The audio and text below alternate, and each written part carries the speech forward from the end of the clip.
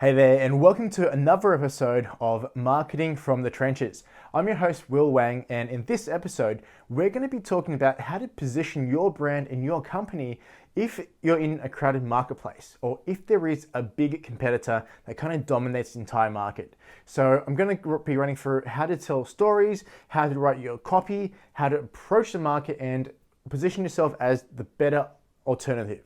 So I hope you enjoyed this episode, and let's get straight into it.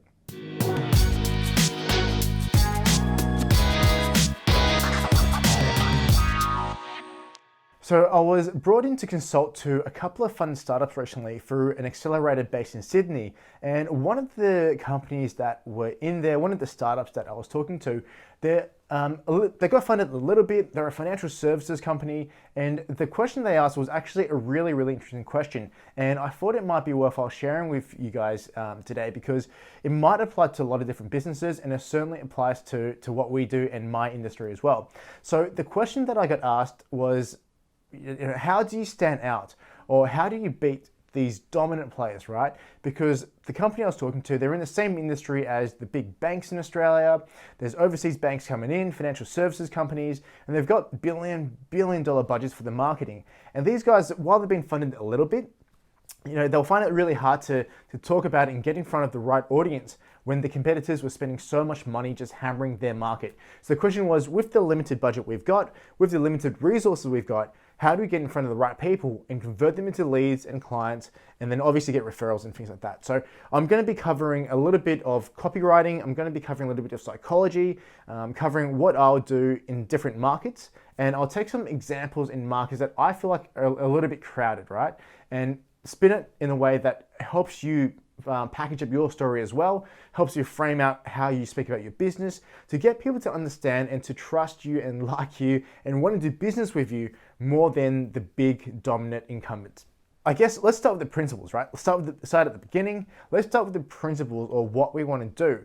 Essentially, if there's a big player in your market, chances are they're pretty stale. Now, there's obviously markets where they're dominated by startups, startups a few years ago, things like Uber and stuff like that, where they are really on the ball. And if you're competing against them, well, you better have all your stuff lined up, all your ducks lined up, and everything nailed perfectly. So I'm not really going to touch on that in this episode because there's so much more around that, and you're going to have to be so much smarter, so much quicker.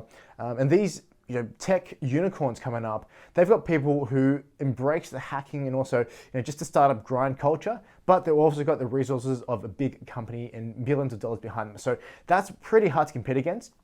That's not really the focus of what we're looking at today. So what we're looking at is if we go into the financial services, the banking, the IT, the technology, some technology sectors, accounting, things like that. So industries which are a little bit more traditional, some of the dominant players are huge because they've been around for long enough, and they came up in the time before internet was huge, built up the cash reserves, built up their presence, and that's how they've gotten big. And just by being so big or so dominant within the market, they've got market share and they've protected themselves by positioning. So that's the kind of industry I'm talking about.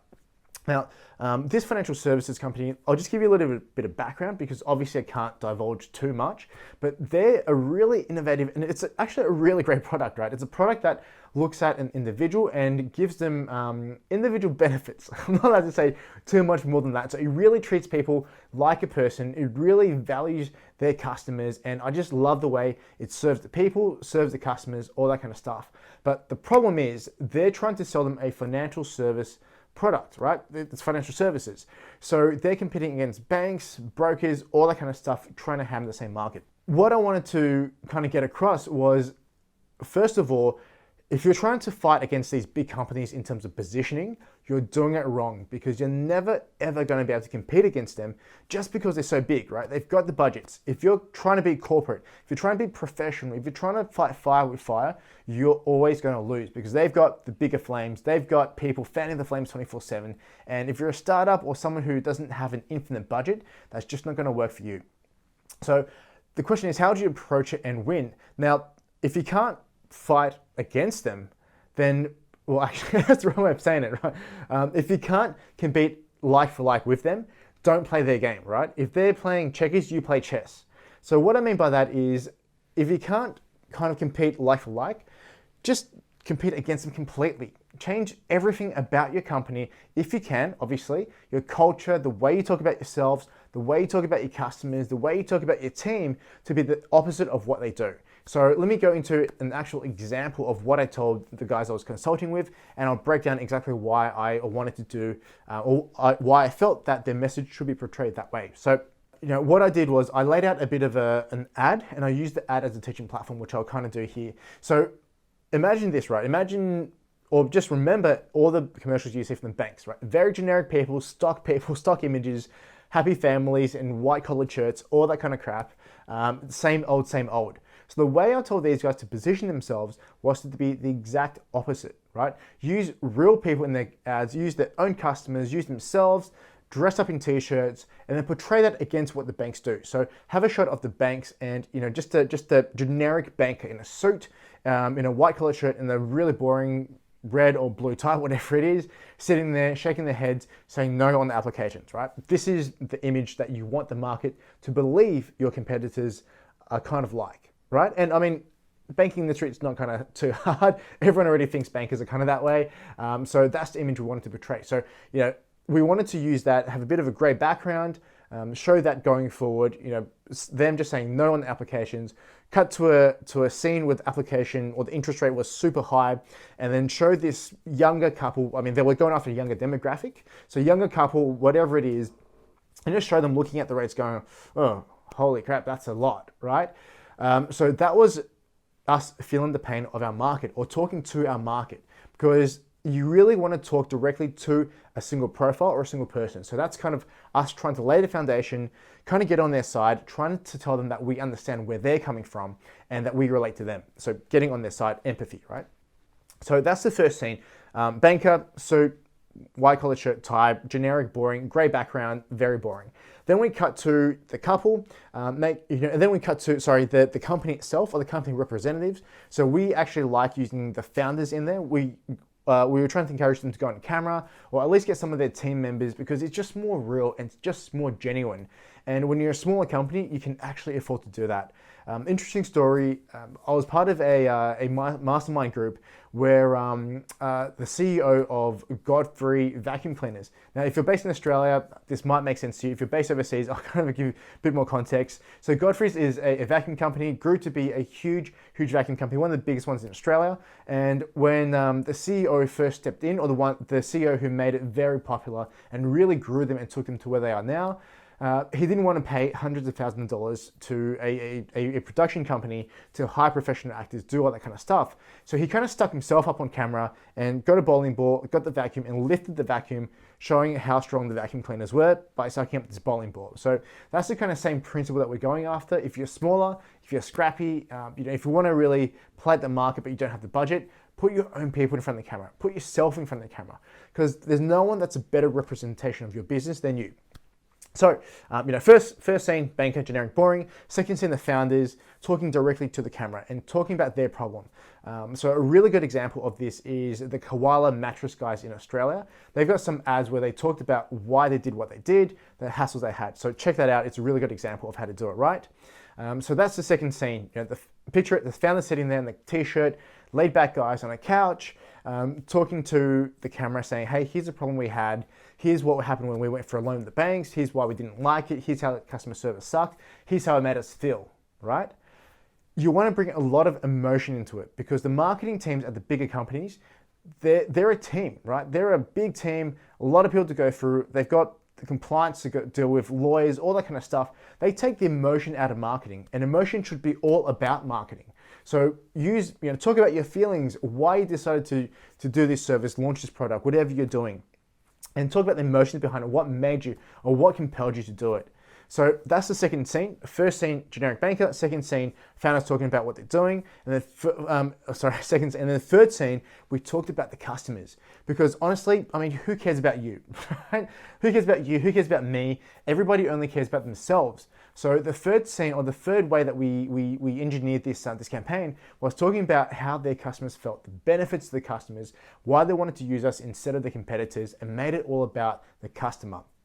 So that was a formula we had for these guys to go out and develop ads about this. And it's kind of it's going to be left to be seen how it does with this particular company. Look, I mean, it's a formula we use for a lot of different campaigns, whether it's based on the internet, based on video, based in the real world, offline. It doesn't matter what it is. The principle is, if you're small, if you're scrappy, if you're in a commodity-based market, or if you're in a market that's dominated by a big player, use the stories to get your point across. Use the stories to build a connection, to build the authority, build the trust, and then get them coming in, and then pitch your product.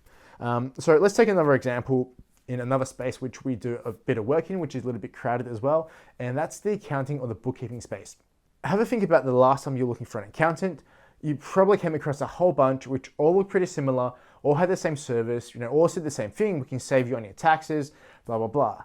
So if you're operating in a market like that, and again, not trying to pick on accountants, we work with a lot of accountants, but if you're in a market like that where it's more commodity based, or the perception of the market is that most companies in the market are fairly similar, this type of format will work for you as well. So instead of the first 2 bits though, where you go, hey, here's why, well, you can still play the first 2 bits, right? You can say, hey, here's why the big accounting companies aren't great. They just don't understand business. They just came out of, they're just textbook heavy. They're all based on a theory. They don't understand you, your business, your staff. Here's why we're different. Here's why we started our practice, because we're business owners first, because we're accountants, because we want to help you grow your business first.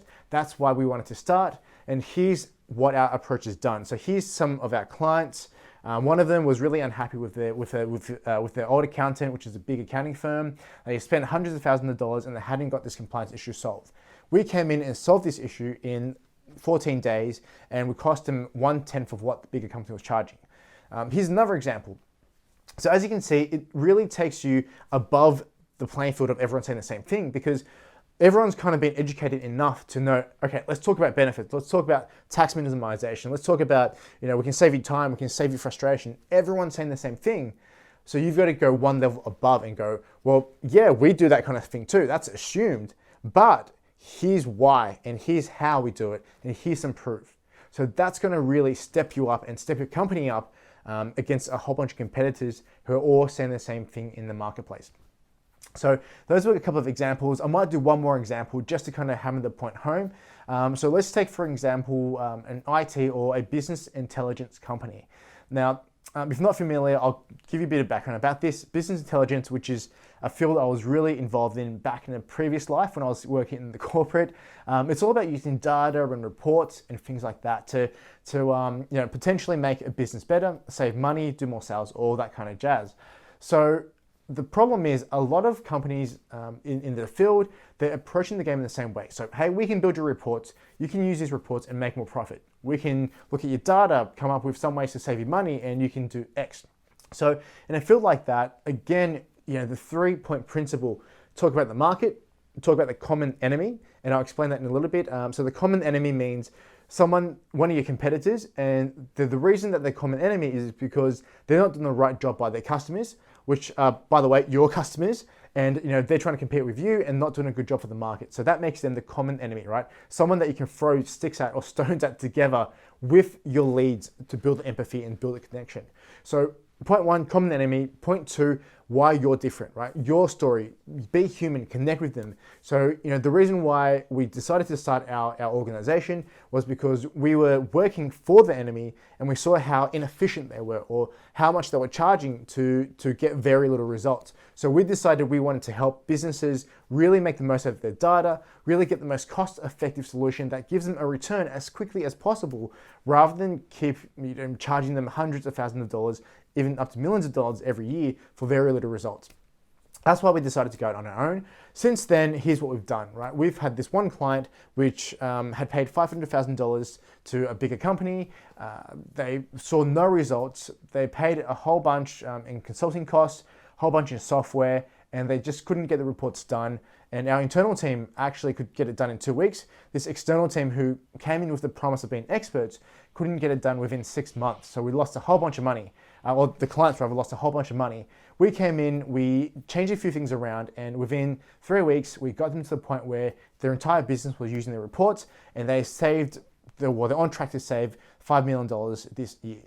See how much more powerful it is than saying, we're going to help you use your data to make more profits. It's kind of like explaining why you're qualified to make that statement, right? That's how you get above and rise above the competition. So I hope that kind of made sense to you. It's a 3-part framework in a very broad sense. Obviously, there's a lot more to it. There's a lot of copywriting, there's a lot of psychology, and what I might do is another episode in the future talking about psychology and copywriting and how we write things that really get great results for our clients and for ourselves and helps them to go on and make the millions of dollars just from one sales letter, right? Helps them to go and make, do a $1.8 million deal just from one email. So I'll dive into that in a little bit in some future episodes, but hopefully that gave you, what we discussed today, gave you a few ideas on how to stand out from your competition, how to come into a crowded field or a field that's dominated by an incumbent or a big player and carve your own spot, get people on side and take market share from them in a really, really good and smart way. Again, thanks for joining me. My name's Will. This has been a Marketing from the Trenches podcast. If you want to find out a little bit more about how to do this kind of stuff in your business or how to position your business to stand out from your competitors and grow month after month, please do reach out to me. My email is info@growthlabs, growthlabs.com. What Growth Labs is it's a digital marketing, B2B specialized digital marketing agency, and we help our clients come in and get great returns on their marketing and get a whole bunch of new leads, quality leads that turn into high value clients and 10x their investments and grow and scale unbelievably quickly. So if you want some more help around that, if you want some more information about how this or any of the other episodes and the stuff we talked about can help your company, please feel free to reach out to us. I love talking to business owners because I am one myself. So I'm always happy to talk marketing strategy and positioning copy, whatever it is that can help you. And I look forward to speaking to you soon. Cheers.